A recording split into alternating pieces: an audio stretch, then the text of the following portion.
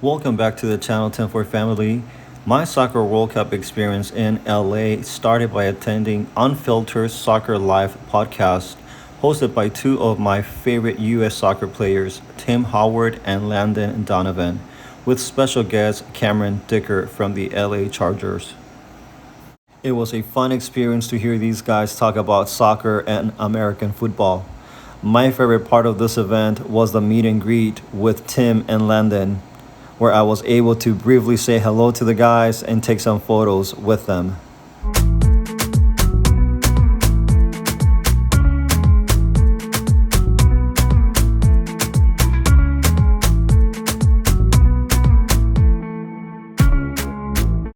My Soccer World Cup experience continued by visiting the Santa Monica Pier, where Mitch Love was hosting a fan zone. The venue had a large replica of the Soccer World Cup trophy, giving soccer fans the perfect opportunity to take the best photo op of this event. The event had multiple attractions, including game zones, entertainers, merch handouts, drinks, and food zones.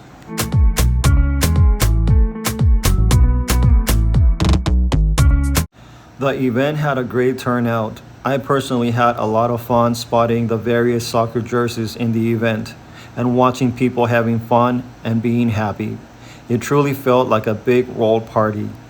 The soccer match I watched at this event was Egypt versus Australia. And although I wasn't necessarily rooting for any team, I was very happy to be there celebrating the moment. The following weekend, I visited the U.S. soccer team house where I was gifted a U.S. soccer team flag, which I was very proud to wave in support of our men's U.S. soccer team. The U.S. soccer team house had on display some U.S. soccer jerseys autographed by the players, game zones for the kids, and a watch zone for the adults. I ended up watching the Cape Verde versus Uruguay soccer match on this location. I have to admit, my heart was rooting for Cape Verde, for Rosinha, the underdog Cinderella team of this World Cup. But the game ended in a tie, 2-2 versus Uruguay. After the game, I made my way to the Venice Beach boardwalk to enjoy of a beautiful afternoon under the Californian blue sunny sky. This city felt like a dream, almost picture perfect like in the movies.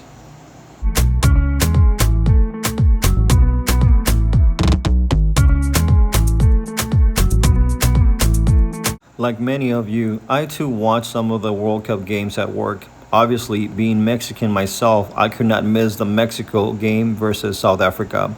My heart almost came out of my chest when Mexico won its first game in the World Cup. Although the team didn't make it to the final and got eliminated by England, I felt so much pride and joy for my Mexican team because they played their best, better than they have ever played before in the world stage. Our Mexican team made an entire country dream in winning the World Cup. Thus, the slogan ECC, What If Yes, was born in every Mexican's heart, including mine. My World Cup adventure continued the following weekend. I made my way back to Venice Beach to experience my first FIFA Fan Zone event. I took a minute to enjoy the scenery on the boardwalk. The place was vibrant and the weather was perfect. However, I was quickly disappointed after learning that the admission to the fan zone was not free. There was an entrance fee, which amount I can't remember. I, like many other people, were misled because the event had been advertised as free admission. Fortunately, I and many other people were able to watch the game from the outside perimeter of the fan zone. There was a decent visibility to the large screens of the fan zone. So I chose my spot and enjoyed the game of Norway versus England.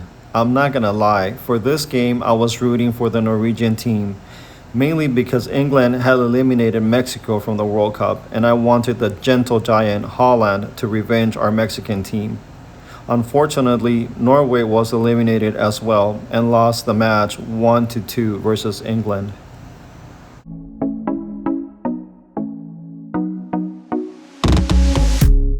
I made some time to visit the FIFA merch store to check out some of the World Cup inventory.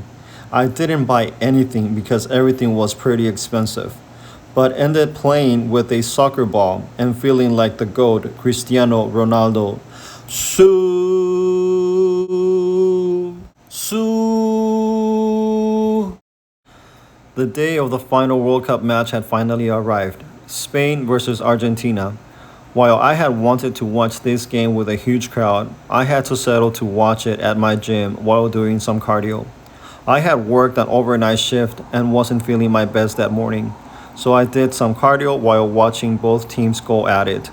Mainly Spain going on defense and staying in control of the ball majority of the time, ultimately beating Argentina 1-0. Congratulations to both teams for making it to the finals. And congratulations to Spain for being the new World Soccer Champions of 2026.